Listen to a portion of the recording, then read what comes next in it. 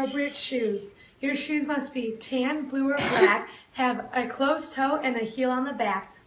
Your socks must also come above the ankle and can be white, blue, or black. Go put closed-toe shoes on and socks on, please. What is this? Gum chewing is not allowed, and food is not allowed to be eaten in the classrooms. It can only be eaten in the permitted areas, aka the hallway or the cafeteria, meaning the student commons, the foyer, and the library is not allowed. Here is our model student, wearing everything correctly. You can tell her shoes are tan and are closed toe and as well as the heel is backed. Her socks come above the ankle and are white. Her skirt just comes above the knee and is at perfect length. She has a blue polo on, a navy shirt underneath, and she looks altogether perfect. Madam McCann, do you have your requested forms and items? No. Failure to turn in your forms and items will result in a misconduct, so turn them in.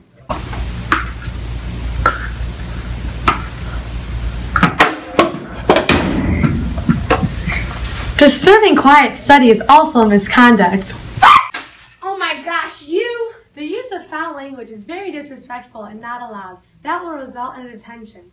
Elizabeth Pullen, 3 times you have been asked to put on your polo and are blatantly not following the dress uniform rules. That will also follow with a detention. Excuse me, Molly, you are in class and therefore cannot be on your phone. Cell phones may only be used in the hallway, at your locker, in between classes. Therefore, you cannot be on your phone in between class, ILTs, or lunch. Also, phones must be kept in your pockets or small purses. If you feel sick, you cannot text your parents and have them call in. You must go to the nurse and ask to go home. Bridget, this is not a see-through water bottle. Just a reminder that water bottles must be transparent. So Bridget, why don't you take a sip of this? This is an acceptable water bottle. Just a reminder that liquids in the water bottle must be water. Cannot be coffee or milk or fruit punch. ILTs. Everyone must check in for ILT. If you're in 9th or 10th grade, you must remain in your designated class. If you're 11th or 12th grader, you must check in at the beginning of class and then you are free to use the designated places. At the end of class, everyone must report back for attendance. Also, phones. 9th and 10th graders, if they would like to listen to music, they must first ask their designated teacher if they can listen to music. 11th and 12th graders must be in with a designated teacher and with permission. If 11th or 12th graders would like to use a patio or courtyard, they must remember to check in and out at the front office. Homeroom. You must be in homeroom before announcements come on. If you are not in your seat by the time the announcements come on, that will result in a misconduct.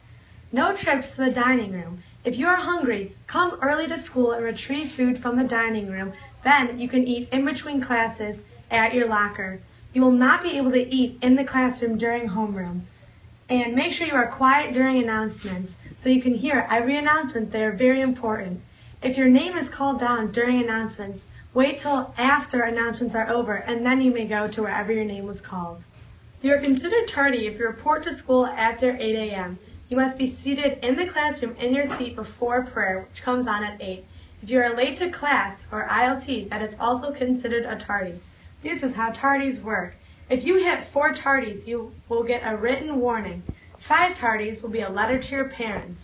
6 tardies is a 40-minute detention. 7 tardies, also a 40-minute detention. 8 tardies is an 80-minute detention. 9 tardies are parent conference and a suspension, and 10 tardies will be probation.